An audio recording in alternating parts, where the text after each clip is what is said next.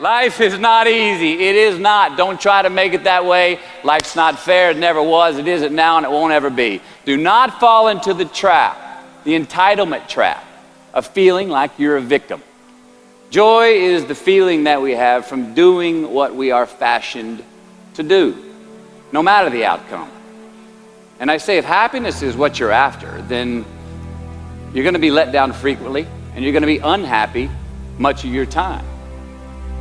Joy, though, joy is a different thing. It's something else. Joy is not a choice. It's not a response to some result. See, joy is always in process. It's under construction. It is in constant approach, alive and well in the doing of what we're fashioned to do and enjoying it. Define success for yourself. Whatever your answer is, don't choose anything that will jeopardize your soul. Prioritize who you are, who you want to be, and don't spend time with anything that antagonizes your character. Be brave, take the hill, but first answer that question, what's my hill? So first, we have to define success for ourselves. And then we have to put in the work to maintain it. Take that daily tally. Tend our garden. Keep the things that are important to us in good shape. Look, the first step that leads to our identity in life is usually not, I know who I am. I know who I am. That's not the first step. The first step's usually, I know who I am not.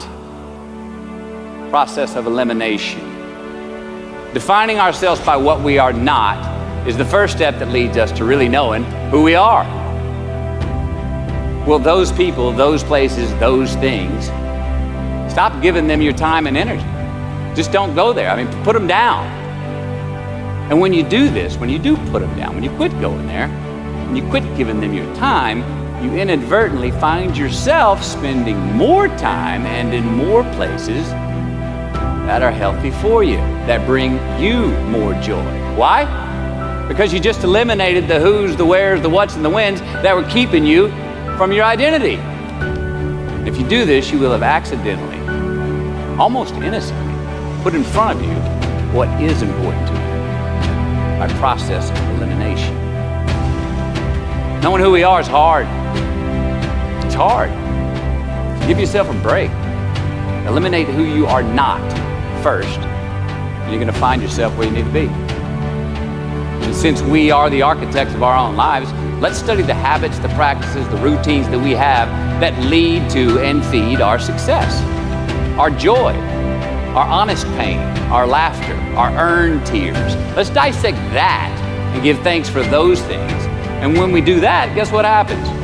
We get better at them, and we have more to dissect.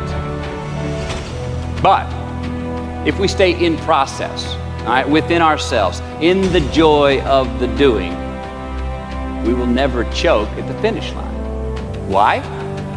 Because we aren't thinking of the finish line. Because we're not looking at the clock. We're not watching ourselves on the Jumbotron performing the very act that we're in the middle of. No, we're in process. The approach is the destination, and we are never finished. We're going to make mistakes. You got to own them. Then you got to make amends. And then you got to move on.